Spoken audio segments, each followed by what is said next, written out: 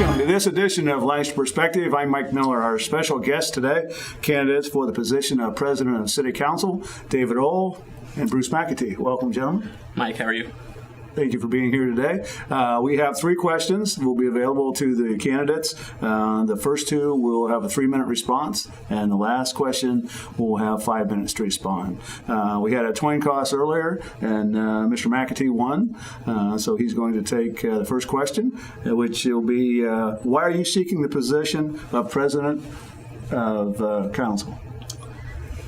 Well, I was recruited to run originally as a large candidate, but I chose the presidency of City Council because of my experience as a facilitator for 33 years and my experience rebuilding and making a team effort. And I came to the YMCA in 1989 where it was in disarray and there was morale was low.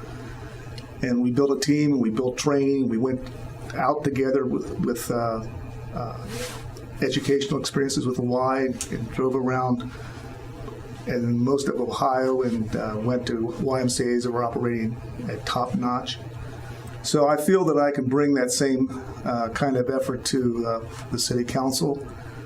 And as a matter of fact, on the City Council, Ken Culver, who was the president of City Council, I thought did a terrific job and kind of would use him as my mentor in terms of what I would do as far as Ken brought the whole team of council people to the Chamber of Commerce that was out at, I think it was here, Fisher Catholic. Oh, Fisher Catholic, sorry. Wrong, right religion, wrong school. And then he also initiated the Citizens Committee that got me interested in the streets and the street levy. And he had me be the key person for United Way that year, in which we got 100% donations, and the City Council received the Silver Cup Award for the first time ever. And I want to mention, because this is probably going to come up in our discussion a little bit, but Bob Hedges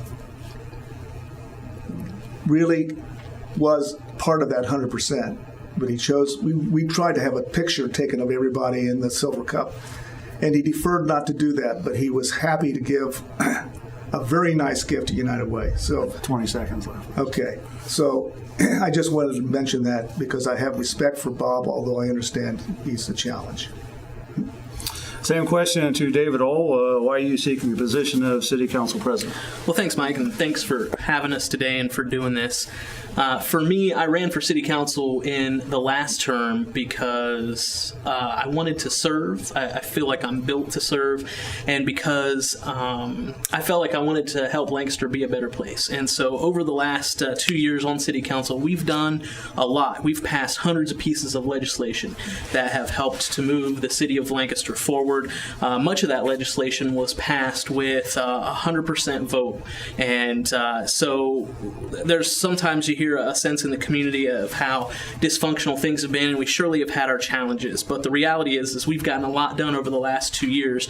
And that's the reason I wanted to be on City Council, because I wanted to help lead Lancaster forward. I wanted to help make sure it was a great place for my wife and my kids and for every resident who calls Lancaster home.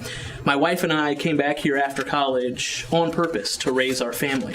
And so I feel like I've had a responsibility. I feel like I may have something to offer. And so I decided to run for City Council. The same is true then for why I'm running for City Council President again. I have a desire to serve. I've had an opportunity to really learn how things work on City Council these last few years.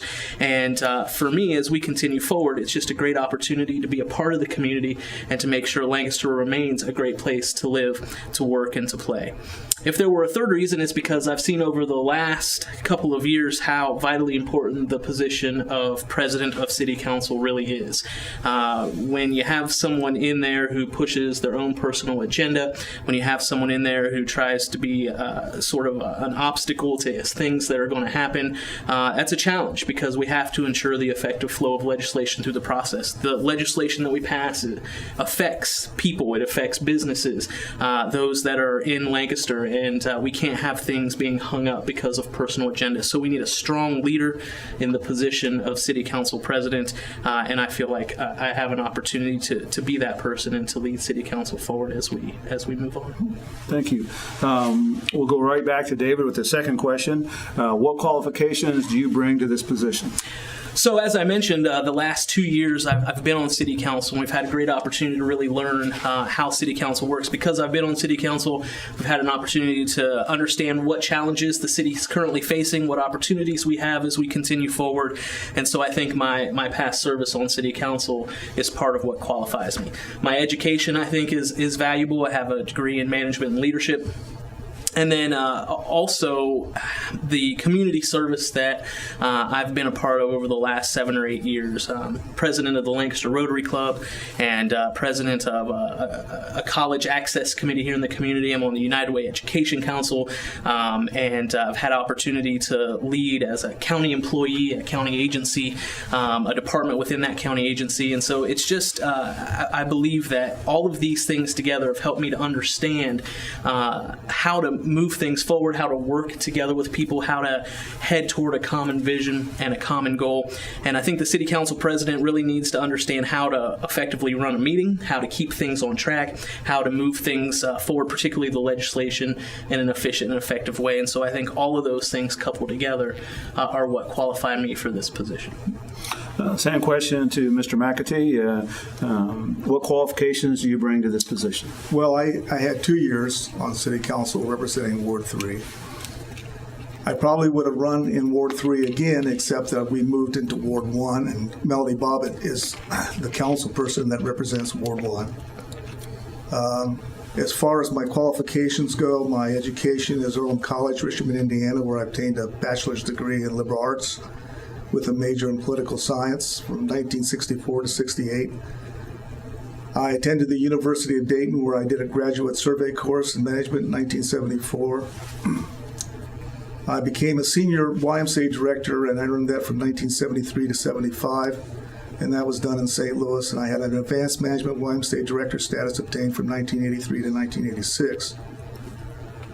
We also moved from Lake County to Lancaster because I've always wanted to be a CEO. I had a successful run at Lake County. I was there for 11 years. I was in Dayton for 5 years, and I've been here 16 and a half to 17 years as a director or CEO, where I retired in 2005. And for the last 12 years, I've been committed to being on various nonprofit boards. I'm married to Nancy McAtee, who is my campaign manager, and she tells me that women will rule the world, and I come to the conclusion that is true. We've been going door to door throughout this campaign, getting to know the constituents and residents and asking them if they're happy with what's going on in the city. I have 2 lame jokes that I give them. If they get them right, I give them a piece of candy. Since it's Halloween time, why not? Except it's been pre-chewed, and so they don't take it. So I give them the wrapper instead. I am the past president of the Lancaster Sherman Rotary Club, where I served 2001 to 2002. Past president of Big Brothers and Big Sisters of Fairfield County, 2008. 30 seconds. Member of Presbyterian Church Mission Committee, where we coordinated the Meals on Wheels. And I'm one of 3 chairpersons who did the levy for Save Our Streets, which was issue 1, which passed in May of 2013, and I'm very interested in the follow-up of that. I'm really happy to see Dave running because I think we do need to have youth and young blood in City Council. It's a great learning experience. It's a great way to learn from defeat. It's a good time to be involved. There's a lot of challenges, and where I visited, we've visited every turf. Okay, you cut me off. We visited every turf, and we got to see a lot of people in great neighborhoods, and also really some pathetic, abysmal areas too, which I think needs to be addressed. Thank you, Bruce. The third question, and we'll start with Mr. McAtee. Please explain your procedure for committee assignments. Well, when Dave and I had an interview on the radio, I was not aware, and this is a conscious decision I made. I did not look at the television. I did not follow City Council. I basically read the newspaper areas in terms of what's going on with the mayor and what went on with the division within the council. But I did not know there was a rule change where there would be a president pro tem making assignment of committees. Does that bother me? A little bit. Does it affect me in terms of being effective with the other councilmen? I don't think so. And I would go to the president pro tem and go to the law director and talk about what's best for the council. I think we could have avoided a split in the council, and I'm going to sit down and talk to people and hear their feelings and then deal with facts. And I think that was quoted in a newspaper article. This is a bipartisan division.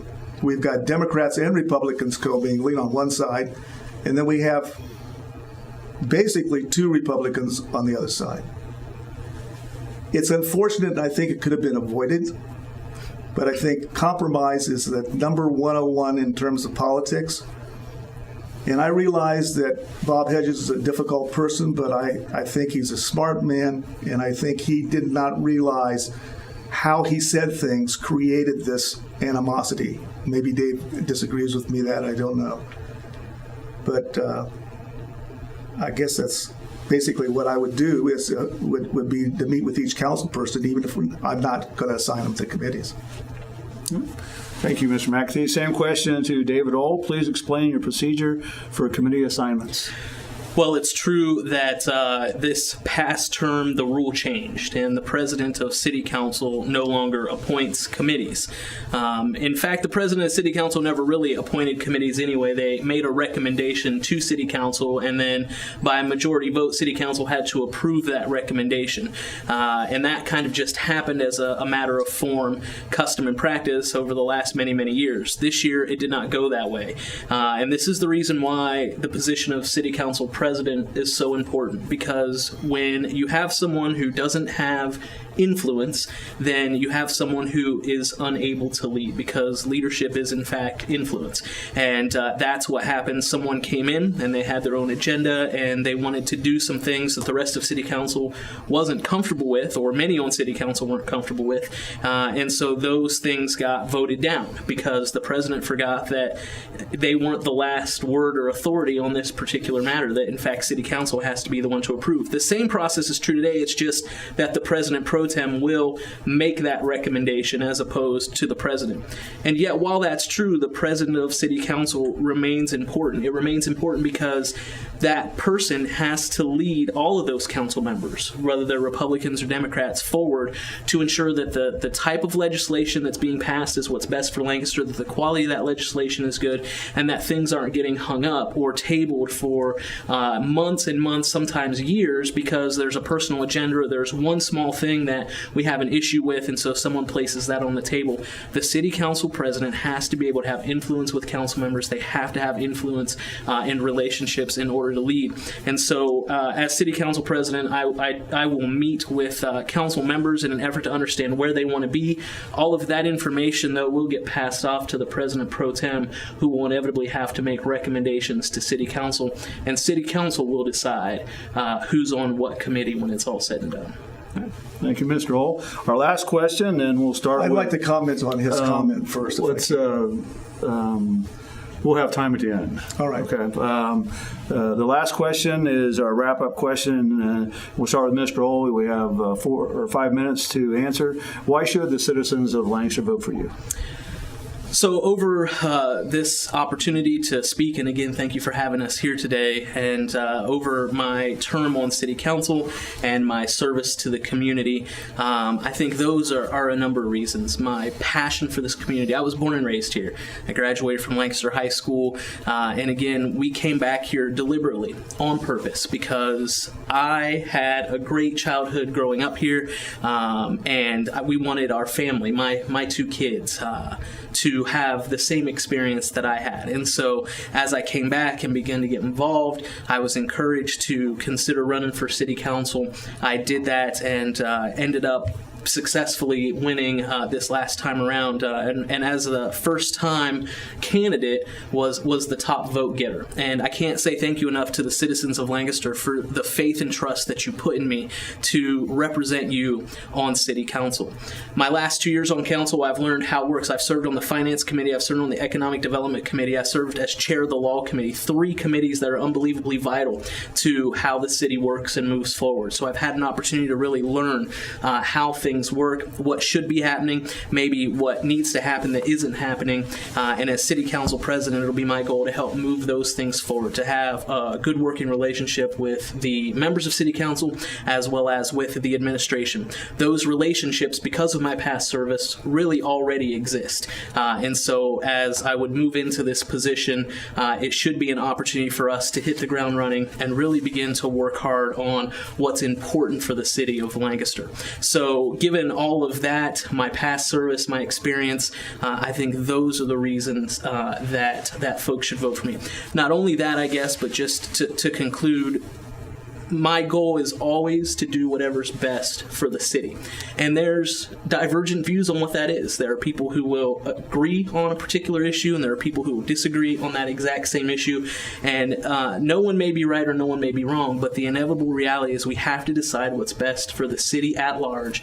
We have to put aside our personal agendas and do what's best. Listen, no one's getting rich off of being on city council. No one is, moving forward in a way to make a name for themselves, I guess, by doing this. That's not my purpose. I believe that most folks run for city council because they have a desire to serve, because they believe they have something to offer, and that's why I'm running, and that's why I think folks should vote for me. Thank you, Mr. Uhl. Same question to Mr. McAtee. Why should the citizens of Lancaster vote for you? You have 5 minutes. Well, I've been a wise guy for 33 years. And I say that because that's my career as a YMCA director. Someone offered me a Bud the other day, so I've now become a Budweiser. But what I want to emphasize on this whole thing is I have a question for you, David, in terms of the pro tem president. Who selects that? Does the council as a whole vote for that? Yes, Is that something you're going to continue to have? So this is the law. The law says... I thought it was a rule, not a law. It is the law. And how did that law come about? City Council changed it and implemented it. Okay, well, I know there's several people upset with taking away the president's powers. I know that Ken Culver, who's now the chairman of the Democratic Party, was very upset by that. Felt that it could have been resolved instead of having a division that it does have. And I don't mean to attack you on this thing. I just am confused as to how bad it got. And I know that Bob Hedges refused to resign, and I know that he has fooled out his term and he has sort of mellowed out. I want to step in for just a second. This is his time to talk about why you want to vote, why you want the people of Lancaster to vote for you. You have 5 minutes. If David does not have to answer these questions, this is your time to talk about. Okay, I'll tell you, my successes is that when I came here, we had hardly any kind of budget, and it went from $400,000 to $1.9 million when I retired. We raised over $4 million in capital campaign. One was a substructure, infrastructure, which was $800,000. And the other part of that was expansion, which was $3.5 million that we raised. We did it because we cultivated relationships with Virginia Pickering, Don Wendell, Dr. Robert Fox Sr., the son, Robert Fox Jr., who still gives us an ample amount of money. We instituted a Partner with Youth campaign, which is for kids that couldn't afford memberships. We were only raising $10,000. I went door to door to people who had donated but had stopped donating. We raised that amount to $67,000 a year. The reason that voters should vote for me is that I am completely and totally pro-community and pro-growth and pro-success, and that's done with people that are become my mentors and that I follow along. But I'm not to the point where if I disagree with something, I will do it politely and behind closed doors. So if I embarrassed you today, I apologize. It's just that bothered me. It bothered me when we were at the interview. But that was the reason why I said that to you. Yeah, I'm not embarrassed, and if there's time, I could be happy to have the discussion. If you want to yield your time for this, Sure. you have about 2 minutes Sure. left. Okay, we'll have a 5-minute talk about. You're sorry you invited me over. No, I'm not. I'm actually. This was a question that was given to me by someone in the community. So we have. We'll start with 5 minutes, and we'll give you a couple minutes to talk, and then David, Sure. you can respond, or if you want to have it's up to you. However you guys want to do it. Well, I think to answer the question, Bruce, you were. There are people who were frustrated about what happened, and I think City Council was frustrated about what happened when it came to committee appointments the last time around. And again, this is why the President of City Council position is important. It's why we have to make sure we get the right person in that spot, because the President of City Council currently forgot that you have to build consensus and you have to work with people in order to get something done. And in fact, as we researched this issue from a legal point of view, the president of City Council doesn't have the authority to do anything. Nothing can happen without a motion, a second, and the majority vote of City Council. And so every president, including Mr. Culver, who I have an enormous amount of respect for, who recommended their committees to City Council still had to appoint and approve those committees. It just happened that every year prior to this term, that happened somewhat automatically, that people agreed because past presidents did what they should have done, which is meet with everyone, understand where people wanted to serve, get a sense of where their skills and abilities and expertise were, and then appoint people as best they could based on that information. This time around, meetings happened, but then when the committee appointments came out, people were being moved around in positions that didn't fit them, that they weren't interested in serving in. I was the only new person this last term on City Council. You had 8 returning members. All of those 8 members were on committees previously. There was work already being done. Work carries over from one term to the next. They wanted to continue to serve on the many committees they had been serving on. They had experience there. They had expertise in those areas. And the current president didn't seem to care about that. But the problem was that City Council got to decide. And so we decided as a council to vote down those recommendations, and then we had to appoint people because City Council is the only one who can move second and through majority vote make a decision about what happens. And so that's the reason that it happened. It happened because the president couldn't work with people in the way they should have to get things done so that we could move forward in a way that was helpful to everyone. Can I respond? Yep. I look at this as a team effort. I played football in high school and college. My position that I was in was at right tackle. Coach came to me and said, "Look, I know you like right tackle, but I want you as a center." I said, "Okay, Coach, I'll do that." That's the same philosophy I had when I came as a Ward 3 representative in the City Council. Ken Culver came to me and says, "What committee do you want to serve on?" And I said, I'm a newbie. I'll take the lowest committee that you have and work with it, because it made the law committee open up for chairmanships, or the water department, or the transportation department. I was fine with that. But I also got the experience of the committees because I was assigned to committees as a member of that particular committee. I didn't chair it. The only committee I chaired was the service committee. It was a benefit to me, not because I got any glorification by being on camera for legislation, because no legislation, hardly any, ever came through the service committee. But I got to know Paul Martins. I got to know Mike Nixon. I got to know the gentleman that does the tax department. I got to know the engineer, the building and permits. So I got on the ground floor a lot of stuff that I wouldn't have gotten if I'd been on the law committee or the water committee or whatever.